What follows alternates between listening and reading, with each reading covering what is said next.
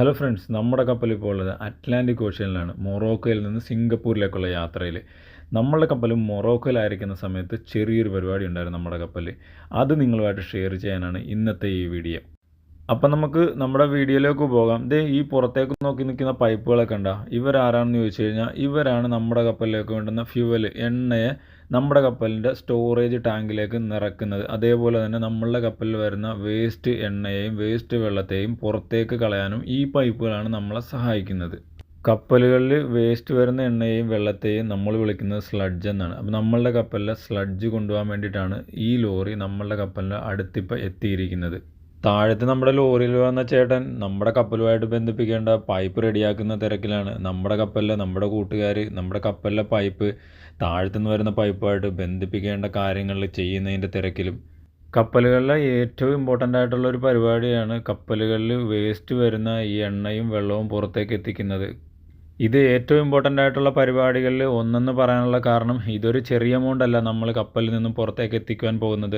ഇത് ഏകദേശം 40,000 ലിറ്ററോളം വരും എണ്ണയുടെയും വെള്ളത്തിൻ്റെയും വേസ്റ്റ്. നമ്മുടെ കപ്പലിലെ എണ്ണയുടെയും വെള്ളത്തിൻ്റെയും വേസ്റ്റ് ആ പുറത്ത് കിടക്കുന്ന ലോറിയിലേക്ക് എത്തിക്കുന്നത് നമ്മളുടെ കപ്പലിലെ പമ്പ് ഉപയോഗിച്ചിട്ടാണ്.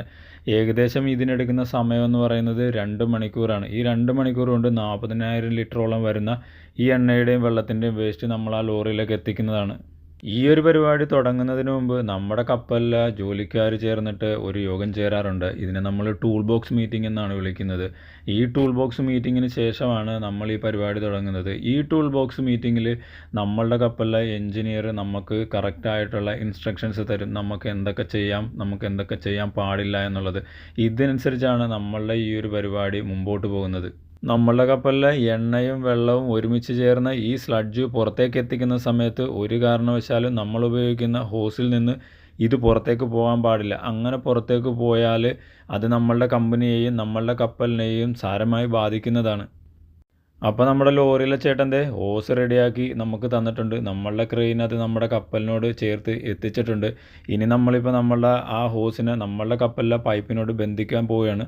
താഴത്ത് ലോറിയിൽ നിന്ന് വന്ന ഹോസ് നമ്മളുടെ കപ്പലിലെ പൈപ്പുമായിട്ട് ബന്ധിപ്പിച്ചതിന് ശേഷം നമ്മൾ നമ്മുടെ കപ്പലിൻ്റെ എൻജിൻ റൂമിലെ ഡ്യൂട്ടി എഞ്ചിനീയറോട് ഇത് റിപ്പോർട്ട് ചെയ്യേണ്ടതാണ്. ഇതിന് ശേഷം മാത്രമേ ഈ ഒരു ഓപ്പറേഷൻ നമ്മൾ സ്റ്റാർട്ട് ചെയ്യുകയുള്ളൂ. ഡ്യൂട്ടി എഞ്ചിനീയർ പമ്പ് സ്റ്റാർട്ട് ചെയ്ത് കഴിഞ്ഞാൽ ഏത് വിധത്തിലെങ്കിലും ഈ ഹോസ് വഴിയായിട്ട് വരുന്ന വേസ്റ്റ് പുറത്തേക്ക് പോവുകയാണെന്നുണ്ടെങ്കിൽ അത് പെട്ടെന്ന് തന്നെ നമുക്ക് പമ്പ് സ്വിച്ച് ഓഫ് ചെയ്യാനായിട്ട് ഇവിടെ ഒരു എമർജൻസി സ്വിച്ച് കൊടുത്തിട്ടുണ്ട്.